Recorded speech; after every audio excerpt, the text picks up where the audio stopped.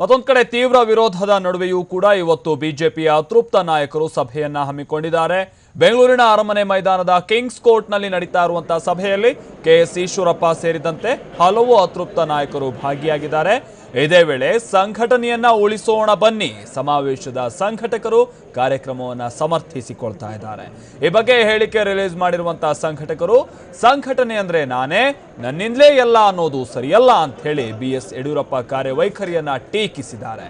ಮಾಜಿ ಸಚಿವರಾದಂತಹ ಸೊಗಡು ಶಿವಣ್ಣ, ರವೀಂದ್ರನಾಥ್, ಭಾನುಪ್ರಕಾಶ್, ಸೋಮಣ್ಣ ಬೇವಿನ ಮರದ ಸೇರಿದಂತೆ ಹಲವು ಹಿರಿಯ ನಾಯಕರು ಭಾಗಿಯಾಗಿದ್ದಾರೆ. ಸಭೆ ಬಳಿಕ ನಾಯಕರು ಮತ್ತು ಕಾರ್ಯಕರ್ತರ ಅಭಿಪ್ರಾಯವನ್ನ ಹೈಕಮಾಂಡ್ ಗಮನಕ್ಕೆ ತರುವ ಬಗ್ಗೆಯೂ ಕೂಡ ನಿರ್ಧಾರವನ್ನ ತೆಗೆದುಕೊಳ್ಳಲಾಗ್ತಾ ಇದೆ.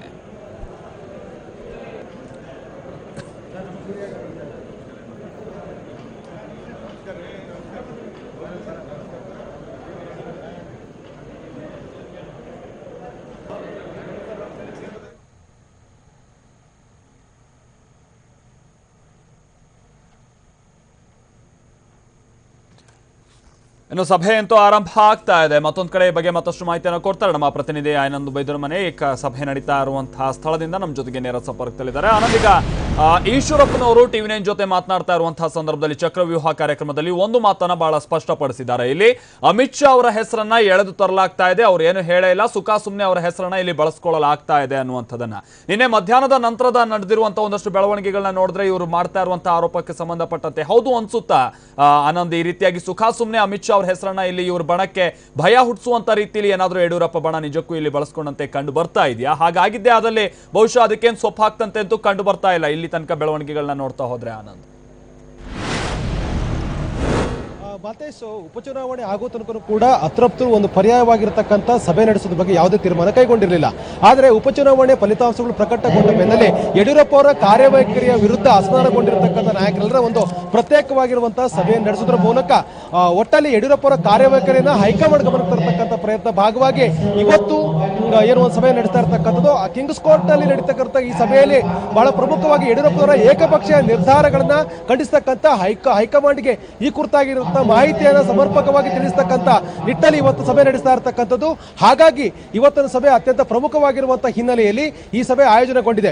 ಉಪಚುನಾವಣೆ ಹಿನ್ನೆಲೆಯಲ್ಲಿ ಈ ಸಭೆಯ ದಿನಾಂಕವನ್ನು ಪ್ರಕಟ ಮಾಡಿರತಕ್ಕಂಥ ಬಿಜೆಪಿ ಅತೃಪ್ತ ನಾಯಕರೇನಿದ್ದಾರೆ ಅವರು ಎತ್ತಿರತಕ್ಕಂಥ ಪ್ರಶ್ನೆಗಳಿಗೆ ಉತ್ತರ ಹುಡುಕತಕ್ಕಂಥ ನಿಟ್ಟಲ್ಲಿ ಇವತ್ತಿನ ಸಭೆ ಆಯೋಜನೆಗೊಂಡಿರತಕ್ಕಂಥದ್ದು.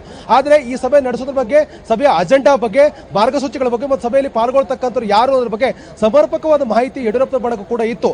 ಆದರೆ ಎಲ್ಲವರ ಕಡೆ ಯಡಿಯೂರಪ್ಪ ಅವರ ಬಣವು ನಿನ್ನೆ ತನಕ ಕೂಡ ಮೌನವಾಗಿತ್ತು. ಆದರೆ ನಿನ್ನೆ ಬಿಜಿ ಪುಟ್ಟಸ್ವಾಮಿ ಅವರ ಮೂಲಕ ಒಂದು ಪತ್ರಿಕಾಗೋಷ್ಠಿ ನಡೆಸುವ ಮೂಲಕ ಈಶ್ವರಪ್ಪನ ಕಟ್ಟಿ ಹಾಕ್ತಕ್ಕಂಥ ಪ್ರಯತ್ನ ಮತ್ತು ಅವರಿಗೆ ಒಂದು ಎಚ್ಚರಿಕೆ ಸಂದೇಶ ಕೊಡುವಂತ ಪ್ರಯತ್ನವನ್ನು ಕೂಡ ಯಡಿಯೂರಪ್ಪನವರ ಬಣ ಮಾಡಿರ್ತಕ್ಕಂಥ ಹಿನ್ನೆಲೆಯಲ್ಲಿ ಸಮಸ್ಯೆ ಉದ್ಭವ ಆಗಿರ್ತಕ್ಕಂಥದ್ದು. ಬಹಳ ಮೊದಲಿದ್ರು ಕೂಡ ಬಹಳ ಪ್ರಮುಖವಾಗಿ ಏನು ಪ್ರತಿಪಾದನೆ ಮಾಡ್ಕೊಂಡು ಬಂದಿರತಕ್ಕಂಥ ಏನು ಅತೃಪ್ತ ನಾಯಕರಿದ್ದಾರೆ ಯಡಿಯೂರಪ್ಪ ಅವರ ಕಾರ್ಯವೈಖರಿಯನ್ನು ವಿಶ್ಲೇಷಣೆಗೊಳಪಡಿಸತಕ್ಕಂಥ ಅಗತ್ಯತೆ ಇದೆ.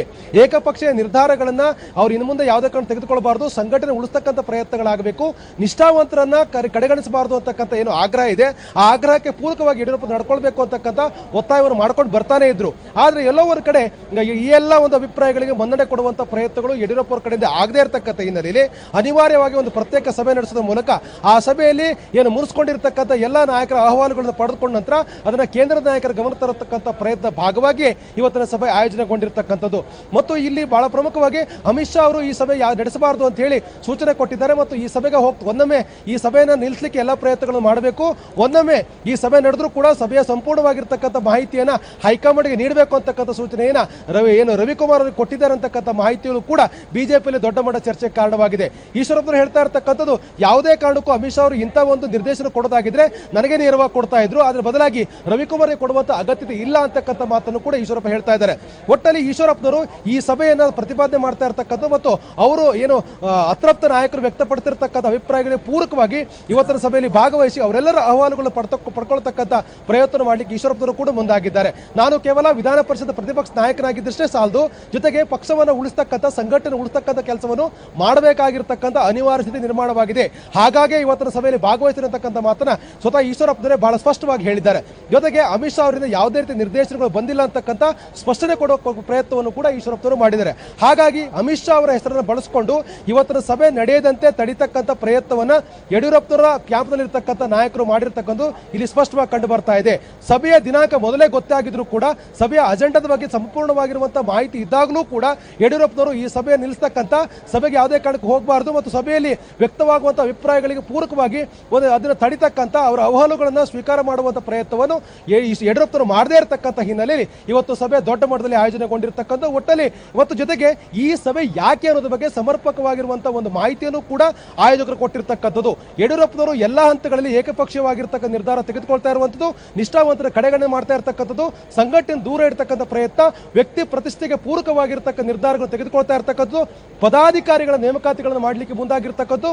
ಒಟ್ಟಲ್ಲಿ ಎಲ್ಲವೊಂದು ಕಡೆ ಯಡಿಯೂರಪ್ಪನವರ ಧೋರಣೆಗಳು ಸಕಾರಾತ್ಮಕವಾಗಿ ಇಲ್ಲದೆ ಇರತಕ್ಕಂಥ ಹಿನ್ನೆಲೆಯಲ್ಲಿ ಮತ್ತು ಸಂಘಟನೆಗೆ ಮಾರಕವಾಗತಕ್ಕಂಥ ಬೆಳವಣಿಗೆಗಳು ನಡೀತಾ ಇರುವಂತಹ ಹಿನ್ನೆಲೆಯಲ್ಲಿ ಈ ಸಭೆಯನ್ನು ಆಯೋಜನೆ ಮಾಡಿದೆ ಅಂತಕ್ಕಂಥ ಮಾತನ್ನು ಕೂಡ ಹೇಳಿದ್ದಾರೆ. ಉಪಚುನಾವಣೆಯಲ್ಲಿ ಆಗಿರ್ತಕ್ಕಂಥ ಸೋಲಿನ ಬಗ್ಗೆನೂ ಕೂಡ ತಮ್ಮ ಪತ್ರಿಕಾ ಹೇಳಿಕೆಯಲ್ಲಿ ಅವರು ಸಂಘಟಕರು ಅದನ್ನು ಸಮಜಾಯಿಸಿಕೊಡುವ ಪ್ರಯತ್ನವನ್ನು ಕೂಡ ಮಾಡಿದರೆ, ವ್ಯಕ್ತಿ ಪ್ರತಿಷ್ಠೆಗೆ ಪೂರಕವಾದ ನಿರ್ಧಾರಗಳು ಮತ್ತು ಯಡಿಯೂರಪ್ಪನವರು ತಮ್ಮ ಆಪ್ತರಿಗೆ ಮಾತ್ರ ಹೆಚ್ಚಿನ ಮನ್ನಣೆ ಕೊಡ್ತಾ ಇರತಕ್ಕಂಥ ಹಿನ್ನೆಲೆಯಲ್ಲಿ ಇವತ್ತಿನ ಸಭೆ ಆಯೋಜನೆ ಮಾಡ್ತಾ ಇದೆ ಅಂತಕ್ಕಂಥ ಮಾತನ್ನು ಕೂಡ ಹೇಳಿದ್ದಾರೆ. ಎಲ್ಲೂ ಕೂಡ ಪಕ್ಷಕ್ಕೆ ಮಾರಕವಾಗ್ತ ನಿರ್ಧಾರವನ್ನು ತೆಗೆದುಕೊಳ್ಳೋದಿಲ್ಲ. ಬಿಜೆಪಿ ಅಂತಕ್ಕಂಥ 3 ಅಕ್ಷರದ ಪರವಾಗಿ ನಾವು ಕಾರ್ಯಕ್ರಮ ಆಯೋಜನೆ ಮಾಡ್ತೇವೆ ಅಂತಕ್ಕಂಥ ಸ್ಪಷ್ಟನೆ ಕೊಡುವ ಪ್ರಯತ್ನವನ್ನು ಕೂಡ ಇವತ್ತು ಆಯೋಜಕರು ಮಾಡಿದ್ದಾರೆ. ಒಟ್ಟಲ್ಲಿ ಒಂದಂತೂ ಸ್ಪಷ್ಟ, ಬಿಜೆಪಿ ಒಂದು ರೀತಿ ಎಲ್ಲೋ ಒಂದು ಕಡೆ ಯಡಿಯೂರಪ್ಪನವರ ನಿರ್ಧಾರದ ವಿರುದ್ಧ ಹೊರಹೊಮ್ಮಿರ್ತಕ್ಕಂಥ ಆಕ್ರೋಶ ಮತ್ತು ಮುನಿಸೇನಿದೆ, ಇದು ದೊಡ್ಡ ಮಟ್ಟದಲ್ಲಿ ಸಂಘಟಾತ್ಮಕವಾಗಿರ್ತಕ್ಕಂಥ ರೂಪವನ್ನು ತೆಗೆದುಕೊಳ್ತಾ ಇರತಕ್ಕಂಥದ್ದು. ಹಾಗಾಗಿ ಬಹಿರಂಗವಾಗಿ ಇಷ್ಟು ದೊಡ್ಡ ಮಟ್ಟದ ಕಾರ್ಯಕ್ರಮವನ್ನು ಆಯೋಜನೆ ಮಾಡುವ ಮೂಲಕ ಯಡಿಯೂರಪ್ಪನ ಕ್ಯಾಂಪ್ಗೆ ಒಂದು ಸ್ಪಷ್ಟವಾಗಿರ್ತಕ್ಕಂಥ ಸಂದೇಶವನ್ನು ಕೊಡುವಂತ ಪ್ರಯತ್ನವನ್ನ ಈಗ ಅತೃಪ್ತರು ಮಾಡ್ತಾ ಇರ್ತಕ್ಕಂಥ. ಅದಕ್ಕಾಗಿ ಇವತ್ತು ಪ್ರಮುಖ ಕಾರ್ಯಕರ್ತರ ಸಭೆ ಅಂತ ಹೇಳಿ ಬಿಜೆಪಿಯ ಬಾವುಟವನ್ನು ಬಳಸಿಕೊಂಡು, ಬಿಜೆಪಿಯ ಧ್ವಜವನ್ನು ಬಳಸಿಕೊಂಡು ಇವತ್ತು ಕಾರ್ಯಕ್ರಮ ಆಯೋಜನೆ ಮಾಡ್ತಾ ಇರ್ತಕ್ಕಂಥದ್ದು ಮತ್ತು ಈ ಸಭೆಗೆ ಕಾರ್ಯಕರ್ತರ ಆಹ್ವಾನ ಮಾಡುವ ಸಂದರ್ಭದಲ್ಲೂ ಕೂಡ ಯಡಿಯೂರಪ್ಪನವರ ಫೋಟೋವನ್ನು ಬಳಸಿಕೊಂಡು ಕಾರ್ಯಕರ್ತರ ಆಯೋಜನೆ ಮಾಡತಕ್ಕಂಥ ಕೆಲಸವನ್ನು ಕೂಡ ಕಾರ್ಯಕರ್ತ ಕರ್ಕೊಳ್ಳುವ ಪ್ರಯತ್ನವನ್ನು ಕೂಡ ಆಯೋಜಕರು ಮಾಡಿದ್ದಾರೆ. ಒಟ್ಟಲ್ಲಿ ಒಂದಂತೂ ಸ್ಪಷ್ಟ, ಬಿಜೆಪಿ ಈಗ ಒಂದು ರೀತಿ ಒಡೆದ ಮನೆಯಾಗಿದೆ.